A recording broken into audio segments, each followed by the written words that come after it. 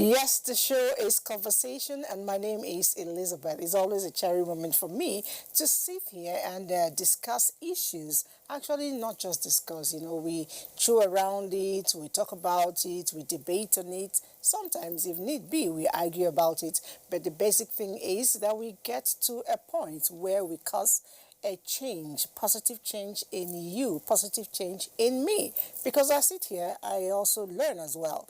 Now, last week we discussed something, My Nigeria, in line with Nigeria turning 60. A lot of people responded, and a lot of them also asked us to do something quite touching, that's parenting. I know one of them is Abiola Samuel. He wrote a whole lot. He said you live at 31 Kirikiri in Apapa. You remember you're growing up and you thank your father so much for the discipline. Another person also wrote in and insisted that we must discuss parenting. And today, we are responsive to what you have been telling us. We want to discuss the child upbringing. We want to discuss parenting. We want to discuss its influence on the society.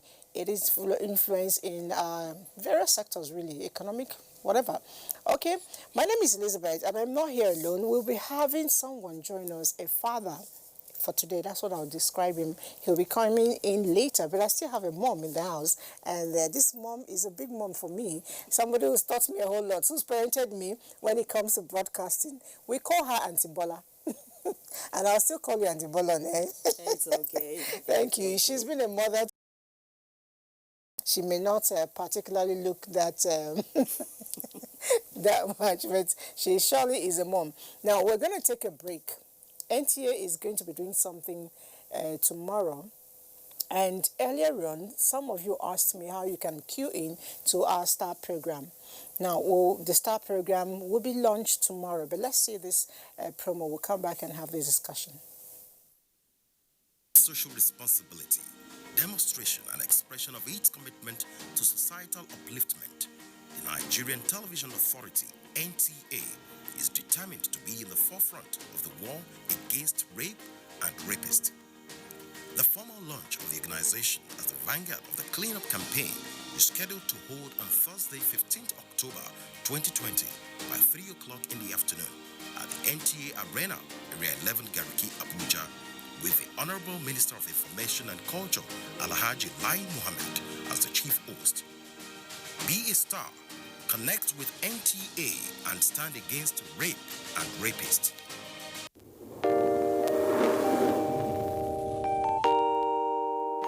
You see a young lady who is in school and he comes back with a phone that is 250,000. Who gave you?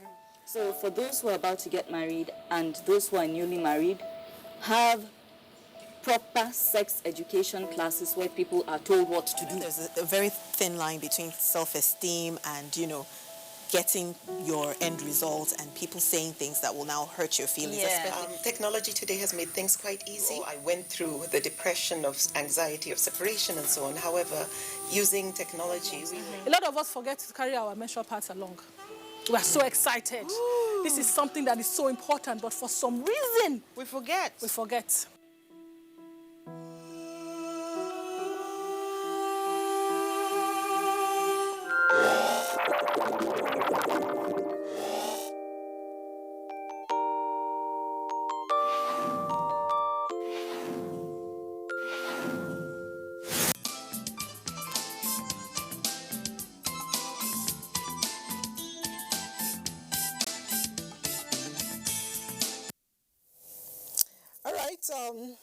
We're actually doing our own analysis at the back while the promo was going on with the first thing said there about we bring home a bag of 250,000 meanwhile you're a student, and quickly shouted, who gave you? And my mind went back to my parents. I recalled growing up and it was tough because up until when I got married, I didn't know how to go to market and buy a pant and buy a bra for myself because I never did up until I got married. And sometimes, well, it's my crime. I do it. Some people think I'm a little bit too rigid, but I don't think so because that's the upbringing I had and I enjoyed it. My children, anybody who lived with me, if I didn't buy anything, you don't wear it. No matter how beautiful, no matter how expensive that cloth looks, if I ask you to remove it, and especially those cousins and all that, I know you're not working, I still provide for you. And if I ask you to remove it, ask you where you got it from, and the answer is not straight on, I go to my room, I get my scissors, and I go like that. I cut it. Well, They think I'm crazy. No, you are not crazy. At least from my understanding and from my own upbringing as well. Because, like you, I also remember growing up at home.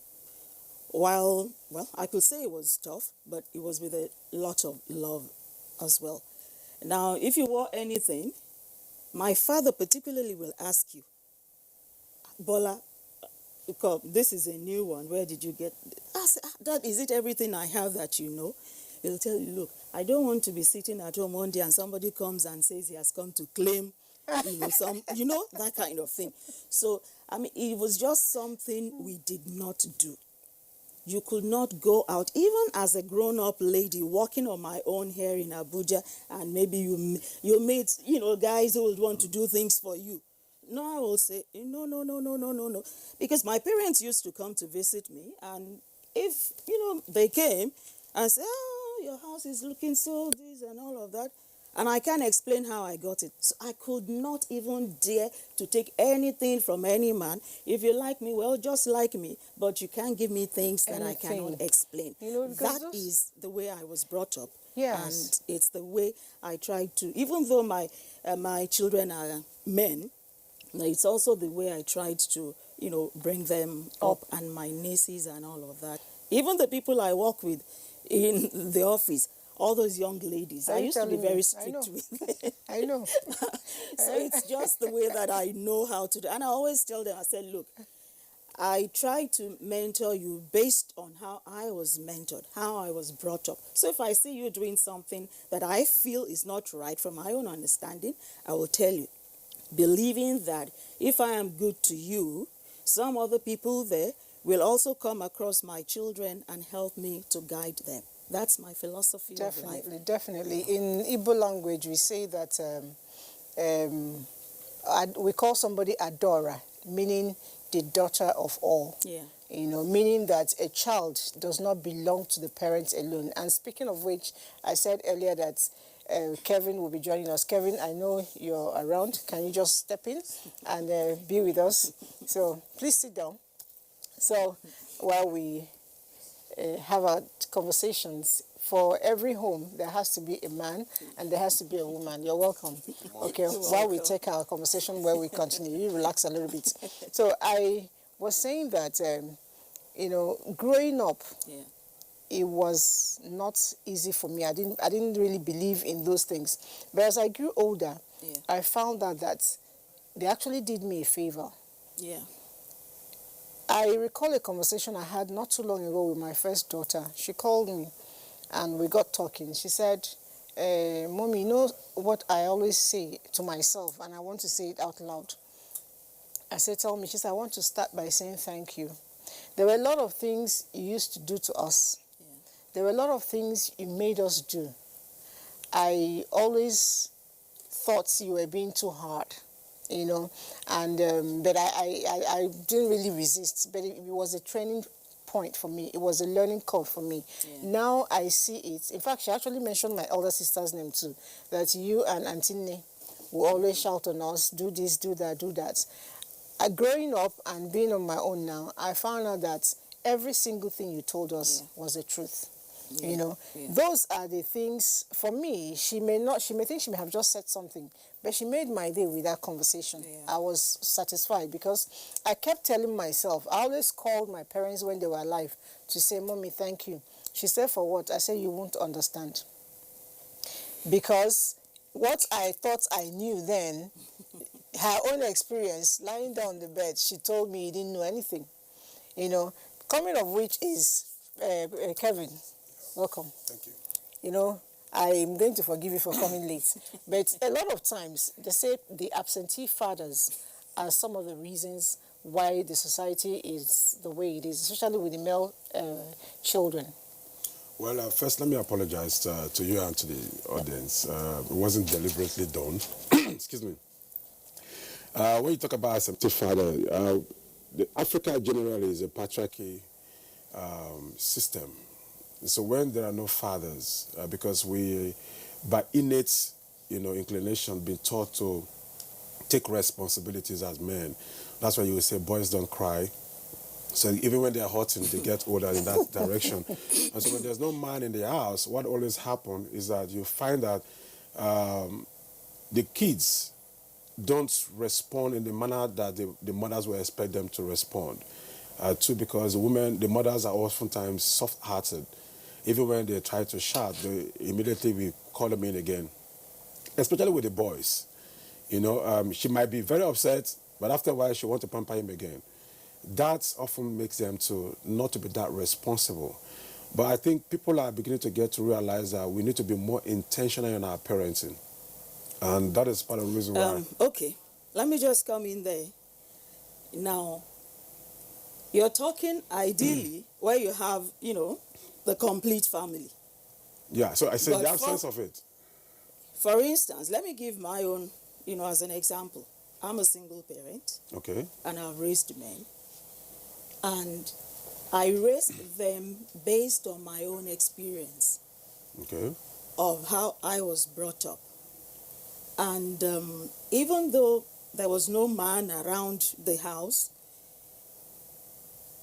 my system, my style of upbringing is not, I don't believe in caning and all of that. Right from, the get-go, I told my children one thing. I said, look, one thing I promise you in raising you is that I will always be honest with you. No matter how bad, no matter how much it's going to hurt you, and no matter how much it's going to even hurt me myself, I will tell you the truth, the honest truth as it is. You don't have to like it.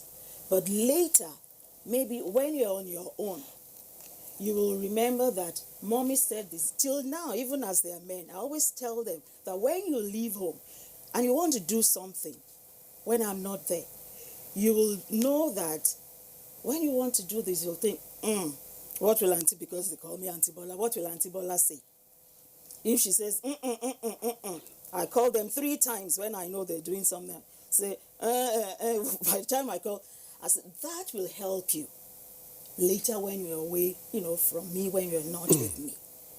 And I don't beat. I have never liked it. Because when I was younger, oh God, my parents caned. Oh, I got a lot of it. My parents, I got a lot of it. I don't believe in Okay, so now the point you're trying to make now is that as a single mother, you've actually taken the role, what I call the farm mother, which is your mother and your father at the same time. Yeah, you're more intentional because I like of that word, farm mother. Farm mother, yeah. You're more intentional with your parenting because of your own experience. You want to have a complete contrast of what you got in terms of the caning. You think that one of the best ways you can relate with your kids is to show them love and at the same time be firm. So yes, my caning, let me just correct it. My caning was not like everyday thing, because my caning was just once in a while. But you just want the things that they used to cane us about. Now, when you look at it, I remember one instance. I collected chewing gum from a younger one. And then Daddy, what is, I said, where did you get it? I said, Kemi, I have this notice. I said, Kemi gave, how can you collect this from younger? But and you he will sit it, with us. To chew. He will sit with us and talk to us and discuss with us. My father is the type that will talk to you. Come, do you have a boyfriend? Who are you seeing? Who are you doing? That is my father. That's the kind of father. Look, I brought all this. I brought this. Let me show you something here. You don't want to know what is inside here. When she walked in, I was asking her, I was amazed. This is a certificate from school. Documents. All these compiled, put together by my father. All my reports sheets from nursery. This is nursery 2. I was just going through them yesterday when I had this is nursery 2. 1968. 11th Can I show it to camera in case all of these I have. If the camera can get, you see, that is my father. For you, and he will sit with you and talk with you. What you want to become when you grow up? And if he says, "Okay, I want you to marry," we had a quarrel. When he wants me to marry somebody, "Hey, Daddy, I don't like that boy. I don't do." He got to a point, he said, look, I'm disowning you. I said, it's okay. I said, is it because it's not the theater arts, you don't listen to me anymore? I said, no, it's not that. But it's because of the way you have brought us up. My parents brought us up to ask questions. He doesn't just tell us, do this, and then he expects you to go and do it. I said, Daddy, why?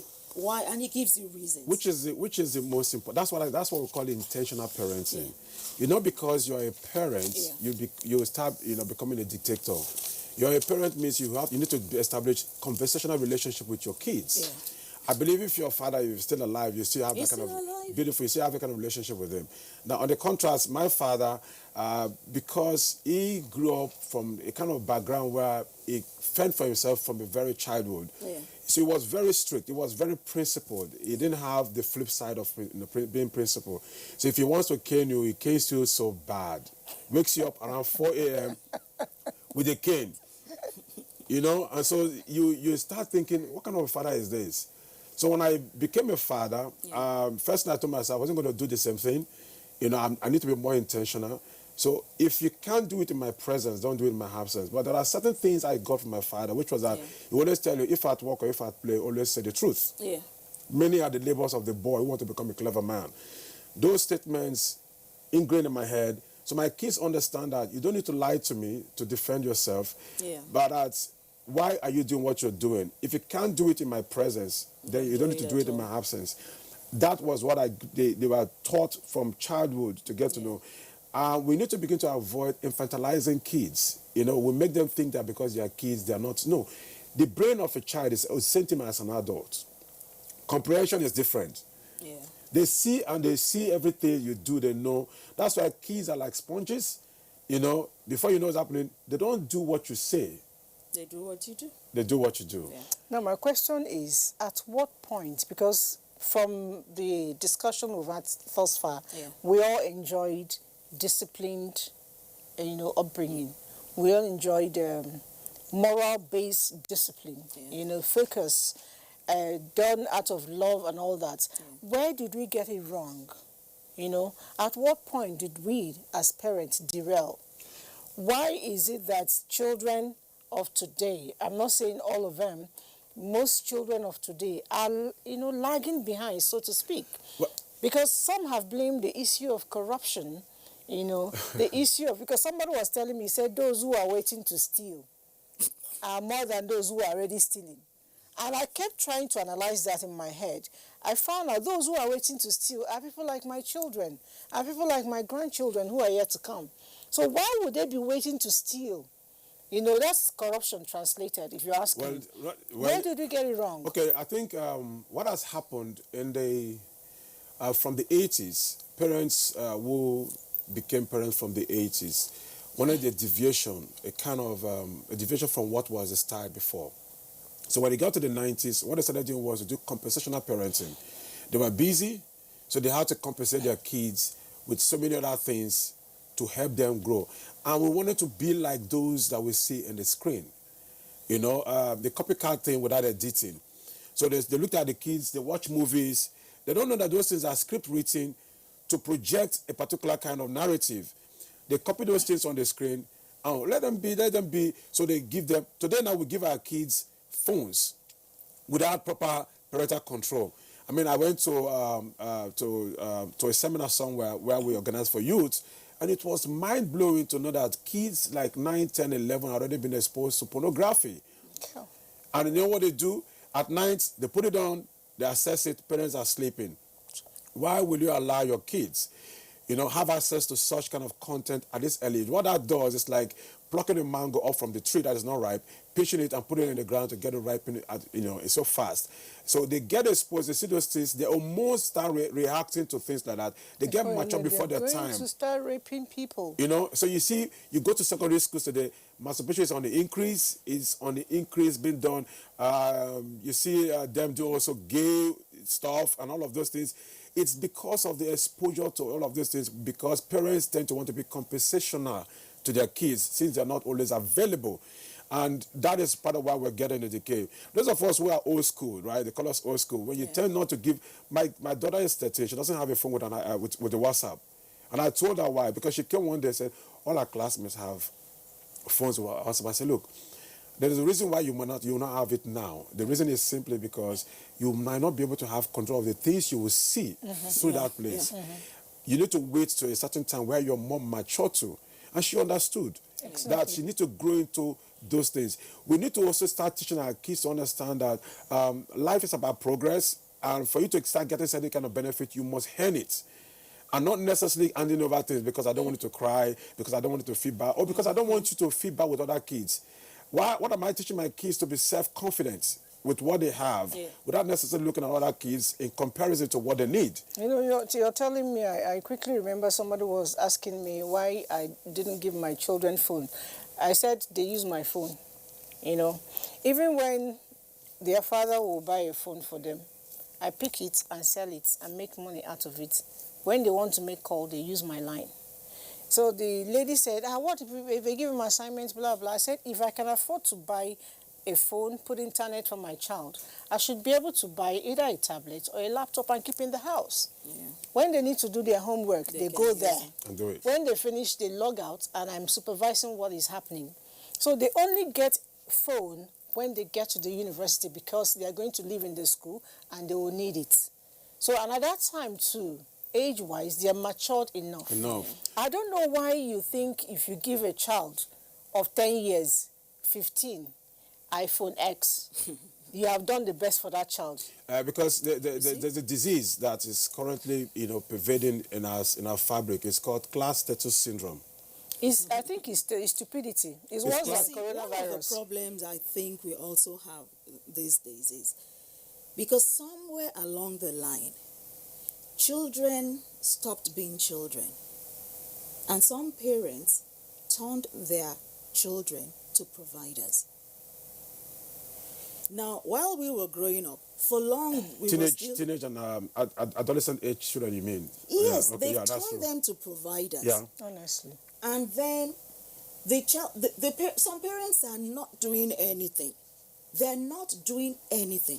They are sending their children out to, bring things home, to take care of them. And for a child that should still be a child, when you're the parent, you'll be looking after your child, you now send your child out because you see what this one is doing, see what this one is bringing, and then so children stopped being children a long time. When I was in primary school, I went to a boarding, my nursery, I was in boarding from age of 6. I left home, I was in a boarding house. But then, for each of our hostel, we had an apartment for one of our aunties that will take care of us. They would have to, bathe us, dress us, do everything for us while we were in nursery, up to the time we, grew up enough for us to be able to do these things ourselves. And the auntie was there. If you were not feeling well in the night or anything, you could just go and knock on auntie's door. Auntie, I'm not, okay. Auntie will come, look after you. Auntie will check everybody, before she puts out the light for the night. And that's how we were. And the proprietress of the school, well, if we were sick, they will take us to our house. She will put some of us in our laps. She will hold us, make sure we took our, medicine and all. It was like, but these days, you send children to boarding schools. Who is looking after them? That kind of care, they can't get it. It's sad, because I went to boarding school and I thought, okay, I learned a few things in boarding school, so my kids should be able to have similar kind of experience. Yeah. But they went to boarding school and first the academic, performance dropped because there was no proper supervision. Imagine kids who are in boarding school, can't even submit homework. It's unbelievable. And so I said, okay, this is not right. Let me bring them back home. Then when they came back, some of the things they said was mind-blowing. Some of the experiences, the first, if not for the early, inculcation of values put into them, they would have been lost completely. Yeah. And so they came back and started talking about how even those who are supposed to be their guardians in school, making them to do certain things, and saying some things, kind of psychological affecting them. Like, oh, really? That things are really this bad. So it means that the boarding schools are no longer the boarding schools we know to be. Now, but there's another challenge that we need to be. You said something about children are no longer children because they have to fend for their parents. growing up, my father had a lot of businesses, so many wives and so many children. And so first thing you do is that you must, generate your revenue for your school. As a kid? Yeah, as a kid. From how many years old? At a very tender age, from 6, 7, 8, you must be in the shop to learn the trade. Now, after a while, you go on the streets to hawk. And I'm like, why would you do that? Oh, you need to come back to the supermarket. You need to go to the store. You need to go to the record store. So he was trying to teach everybody the trade craft, like he calls it, but at the same time exposing the kids to dangers of the street, which he didn't know. That's why I say it was too principled without flipping it on the other side to see the dangers of what. That is even different. Because now, you had him there. No, there's a point I'm trying to make with that.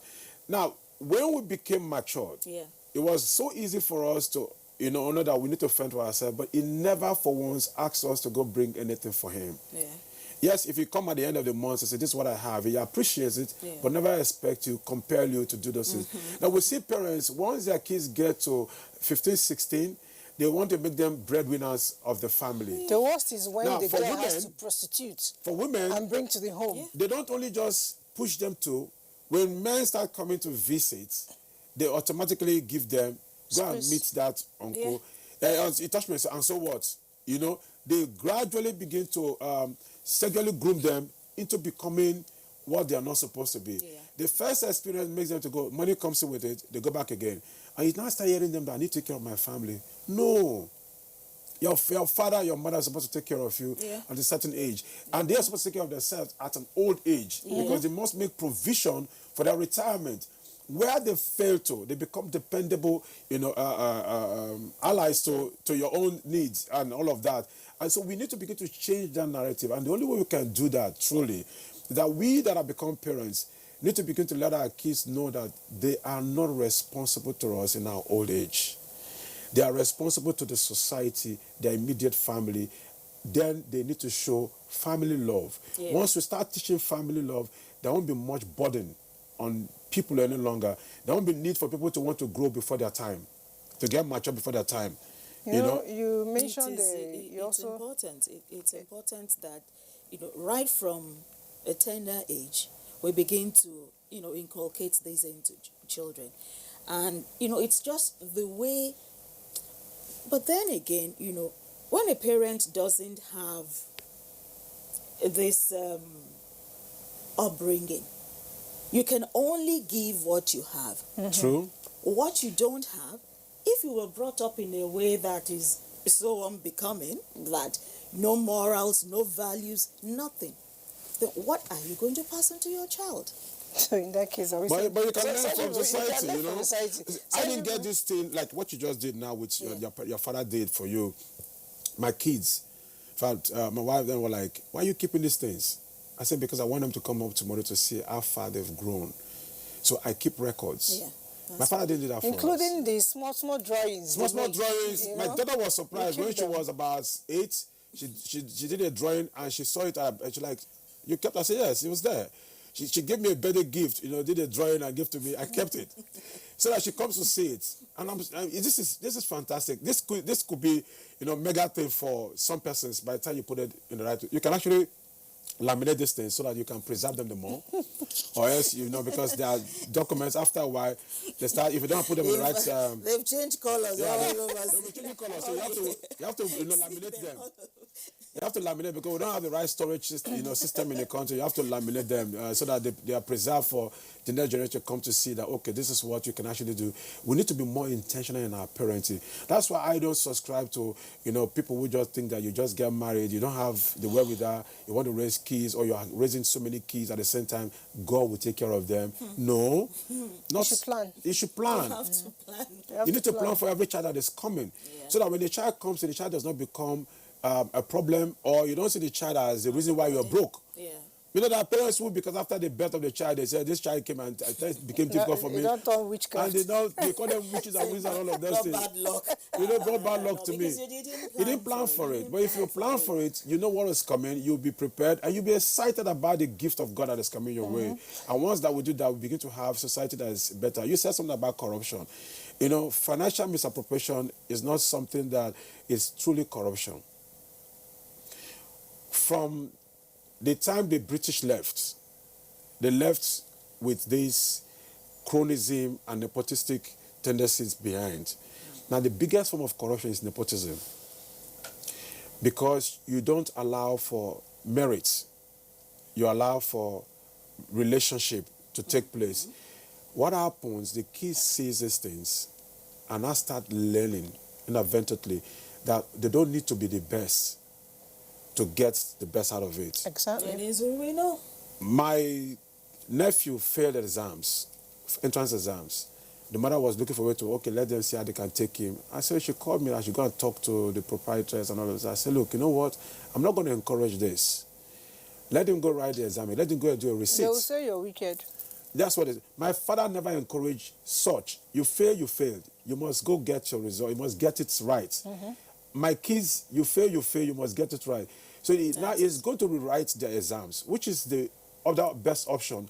And not necessarily working to see that he gains that result, because once he gets that admission without working for it, it becomes a standard for him. Exactly. He will no longer be effective. It's Then true. you will not see him, you follow through nepotism. Then chronism will come in. Then you now begin to say financial misappropriation. You can easily collect money and do what I want to do and start pursuing it. Oh, my friends are buying an iPhone, let me also buy an iPhone. My kids have been taught how to be self-reliant from when they were 8 to 7. And the reason was that, should I close my eyes today? Because nobody knows when the call is coming.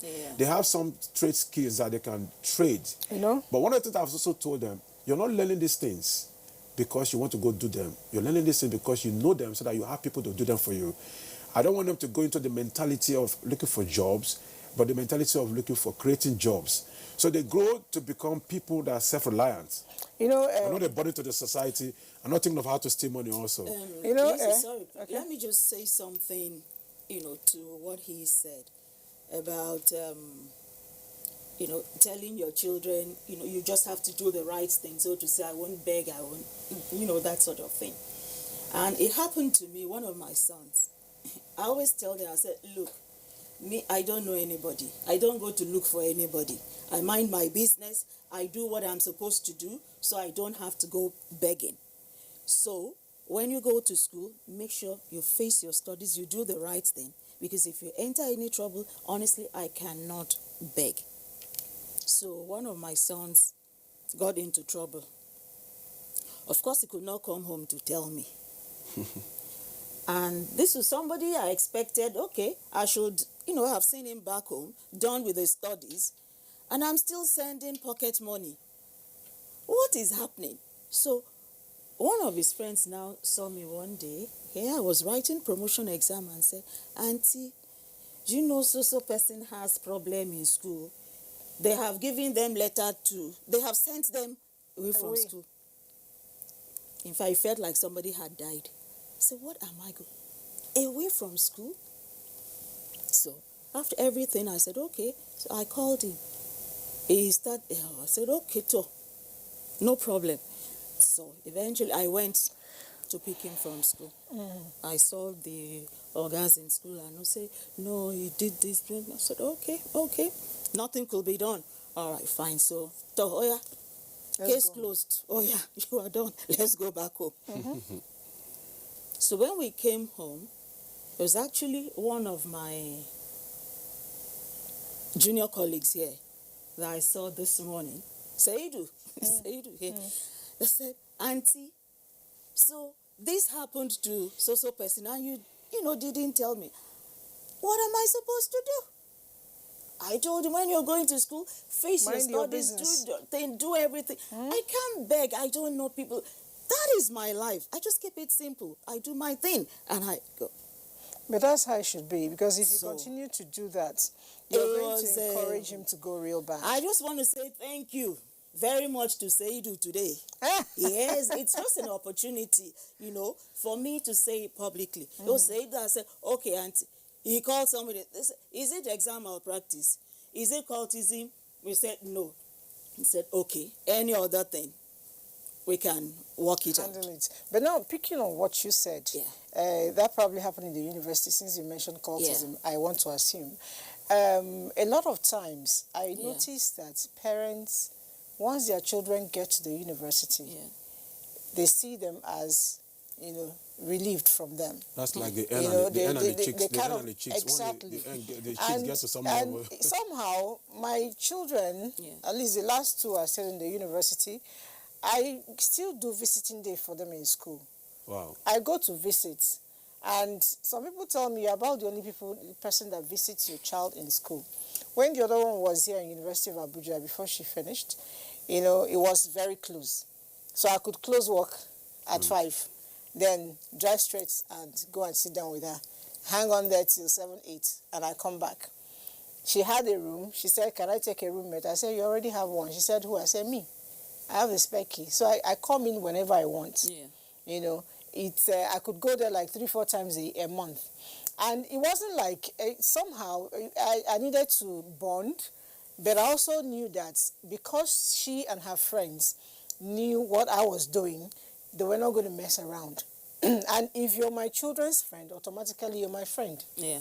In fact, if you open my phone, all their friends with their numbers, some of them their mother's numbers, because I need to relate with your mother. Yeah. If your mother is not in sync with what I believe in, then you can't be a friend to my child. Yeah. Because you can finish doing your own training, some other person will retrain through his own child. So why is it that Nigerians today, it's not only Nigeria, parents today, they find it difficult to go visit their children in the university? Why I speak this, and probably why I did what I did, was when I was in the university, my father used to come visit me. Yeah. I also found out that school will close. They don't go home with their things, their box. Most of them, their luggages is kept somewhere. I said, why are you not carrying your clothes home? They said, no, this one is for school. So some girls actually had dresses they wear in school that were shabby, that were not conforming with the things their parents, would like. Split personality. So at home, they are Mary Amaka. In the office, in the school, there were those wacko girls, So I think parents should go extra mile, and don't, earlier on you talked about throwing tantrums and listening to tantrums. I'll tell you a man that I know, even though he's late now, but it's not a story that was told to me, a story I know. He killed his mom. Why? Because he's one-eyed, and he wanted to marry a girl. And the girl said, I'm not going to marry this one-eyed man. Yeah. And he was upset. He knew why he had one eye. So he went back to the mom in the kitchen and said, what did you say again happened to my eye? The mother said, you don't hear something now. When I kept telling you, drop that stick, you would not listen, and you kept crying. And allowed you to play with it, and you plucked out your eye. So the boy asked the mom, when you told me to drop it and I was crying, did I cry out blood? The mother said, no. When I plucked my eye, did I remove blood? He said, blood flew. The boy said, Mama, you're wicked, took the kitchen knife and stabbed his mom to death. Wow. You see, there's no amount of crying your child will cry that can ever cry out blood. Wow. So the earlier we learn to instill discipline, it will pain that child for now, but he will grow up tomorrow to be grateful. Yeah, that is true. I've heard of stories of, parents who just spoiled their children rotten.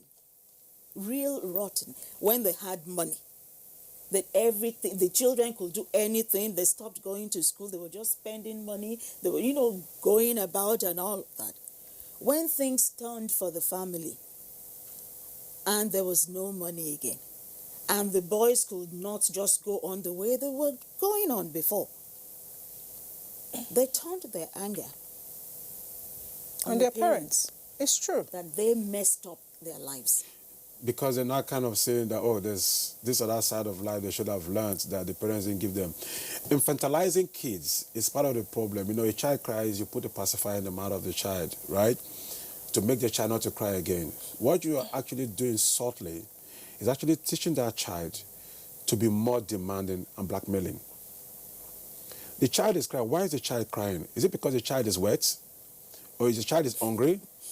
Or the child is just seeking for attention that you cannot give at that particular time? Why don't you face the issues as they emanate? Why give a pacifier to put in the child's mouth? That is part of where corruption starts coming from. Because there's nothing coming from the pacifier. You're just talking in the mouth of the child. So after a while, the child get used to such kind of pacifiers and start seeking for it. So once it starts to cry or throw tantrum, okay, you get something to kids are pacify not the supposed to child. be infantilized as they are growing. We're supposed to know that they are not just kids for kids' sake. A neighbor of mine in the office came with her daughter, and the child was just crying. And so, once you carry the child keeps crying. The child cries. So, this child is a blackmailer. These children are they're So the greatest it's a blackmailers. blackmailer. They She know said, how no, to I said, no. I said, manipulate. don't carry her again. What she's doing, she's actually blackmailing. So the tears will stop. So I said, no, the tears will stop. She was shocked that what I said to her was what was actually happening. All right, We need to teach people. let's quickly take some meals and go on a short break. Say, Madam, you have said it all. From what you said about upbringing of our children, most parents got it wrong from the way they brought up their children. Very wrong, and the situation is now so alarming in our society today. Joseph Ovie, thank you, Joseph, for taking more meals. Good morning, ma'am. My name is Mary from Abuja. I want to ask if it is wrong for a 18-year-old girl to have a phone. You will take that later. Let me quickly check on this. Today's topic, parenting is education. Though I am not a parent yet, I'm sure I have learned a whole lot to guide me. I eventually got there, or when I eventually get there. Excellent discussion. Most problem we have today is due to the fact that parents have stopped real parenting. They have allowed their children to detect what is wrong and right. There is need for us to infuse old-fashioned parenting. Thank you very much, Dr. Suji in Uyo Akwa Ibom. Thank you, Dr. Suji. And next year is a small girl of 10 years died as a result of internal injury she sustained when she was knocked down by Okada because her parents are nagging and flogging type parents. Parents should befriend their children so as to win their souls. That's really bad. 10-year-old. I am Christabel and 18. I have been the one taking care of my parents because they have nothing doing. Can you imagine this? Are they crippled, Christabel? Parents should do something, even if it's frying akara. But I need you to answer this quickly before we take our break. Okay, the 18-year-old person having There's phone. nothing wrong for 18-year-old to have phone, but that 18-year-old should be taught on how to use the phone and why the phone is actually given. Phone is meant to make phone calls, but not only that, it's also designed to educate you. Yeah. Because through the internet that you go to, like I also tell young girls and young boys that you can always study. If you have 1 hour to spend on social media, divide it by 2. 30 minutes for your own personal development. There are 30 minutes to run through your social media because you can't run away from the happenings in the society. You need to be able to abreast 1 or 2 gists that you can use to make yourself relevant in society too. We also need to begin to teach kids that there's nothing you're going to miss if you stay on the right path. When we're growing up, we don't go to parties. It's always work, business, work, business. My dad even didn't allow me to play football when I wanted to play football, because he felt that was a stupid thing. Inter-house sports, you can't even participate. I was a good sprinter, and he said, no, that was like... It was like... So he didn't even visit, right? He didn't even visit. So, my father. So at the end of the day, I realized extracurricular activities were something I would have been doing and would have been best. If you knew that today football would give money, would have actually allowed that to take place. Let's quickly go on this break. We'll be right back. With social responsibility, demonstration and expression of its commitment to societal upliftment, the Nigerian Television Authority, NTA, is determined to be in the forefront of the war against rape and rapists. The formal launch of the organization as the vanguard of the cleanup campaign is scheduled to hold on Thursday, 15th October 2020 by 3 o'clock in the afternoon at the NTA Arena, Area 11 Gariki, Abuja, with the Honorable Minister of Information and Culture, Alhaji Lai Mohammed, as the chief host. Be a star, connect with NTA, and stand against rape and rapists.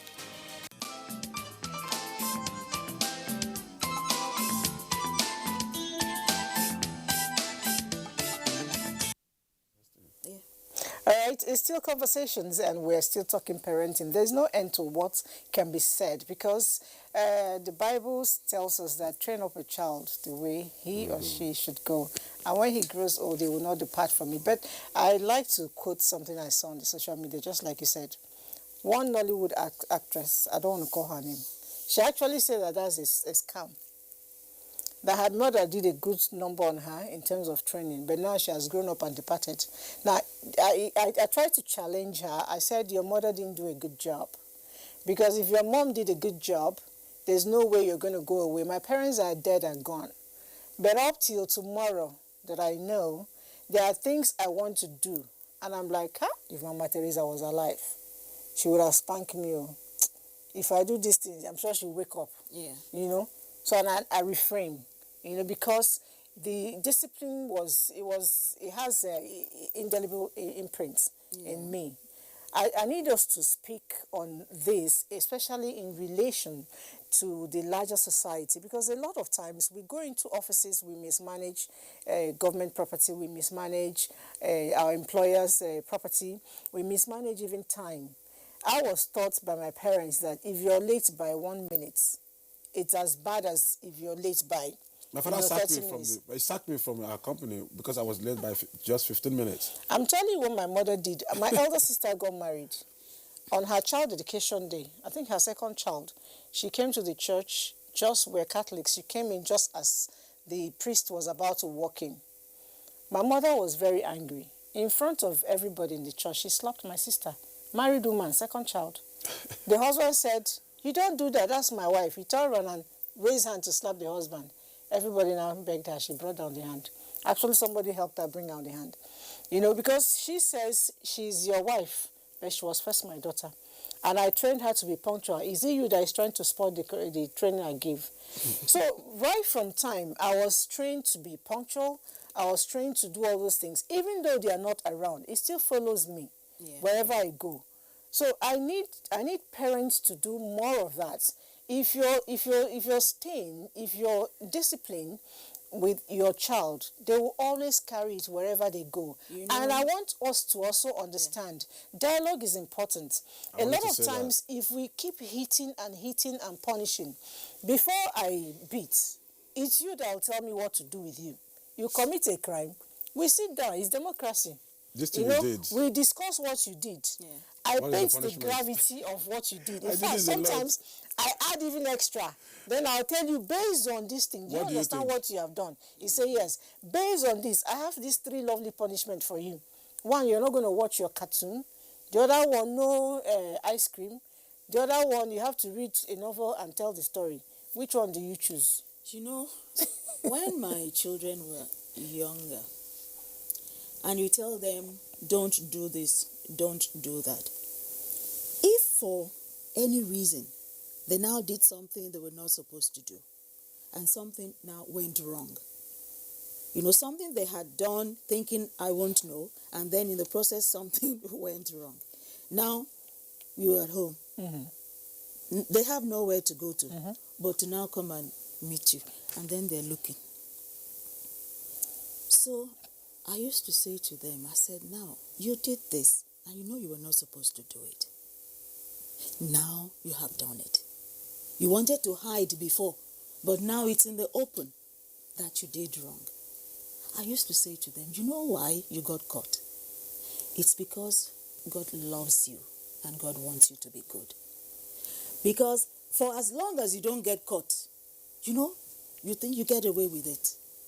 So the parents may not know that, okay, this happened but when you get caught, and it's the parent that has to now face this thing and solve it for you, I say, God loves you, and God wants you to be good. So that is why. What you said about, parenting, why we need to inculcate those cultures and values in our kids. What I've also discovered is that we don't always dialogue. We don't, have this conversational relationship with our kids. Yeah. I always tell my kids why they shouldn't do what I say they should not do. My son, especially Kevin, will ask you, if he said, don't touch this, we say, but Daddy, why? Exactly. If you can't explain it, don't forget, authority is often resisted. So there are some of us, by personality default, we become rebellious to anything that looks like authority over us.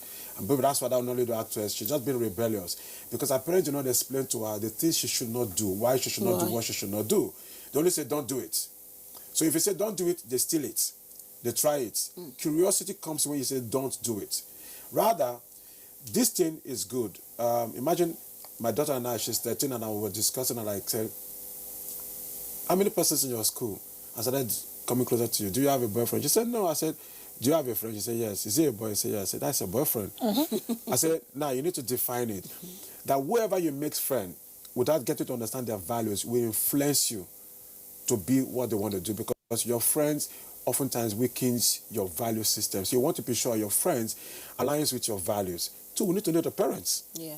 Let's be sure that what they are giving to their kids is what I'm giving to you. So there's a point of equilibrium. If you're not doing that, then that will go wrong. So when you tell your kids, I know of a girl whose father was always protective of her. He sends the driver will wait in the school, everywhere they go, but she became pregnant at home. See what Guess happens? what? Guess what happened? The driver. boyfriend came in as, a girl. Driver. Oh, as a girl. Yeah, to the house. I know of a situation. It was Yeah. the driver. It was actually the So when driver she was asked, that now when she was asked who impregnated impregnated her, she said it was the father. Yeah. Can you imagine The it? mother went berserk. Anyway, my time is almost not mine, but I want to thank Emmanuel Etang from Gariki, Abuja. He wrote in and he acknowledges the topic and he's growing up to, and he's insisting that parents should ensure that they train their children right. You know, whatever value you enjoyed, I think you should impact it on your child. Somebody asked me a pertinent question. Why is it that Moses in the Bible did not hand over the rod to his child? Instead, he handed over to Joshua. Meaning that probably his child did not qualify for it. Yeah. So whatever position you find yourself, ensure that your child can take over. He may not take over really, but make sure your child is good enough to be where you are. And on that note, I say thank you, Kevin, for coming, and thank you, Auntie Bola. Thank you for having me. All right, so continue to be good citizens, and remember, your child is tomorrow's leader, and make sure he's well equipped for it. Ciao, ciao. I think it's today's leader. Today, right? Yeah, today's leader. No longer tomorrow.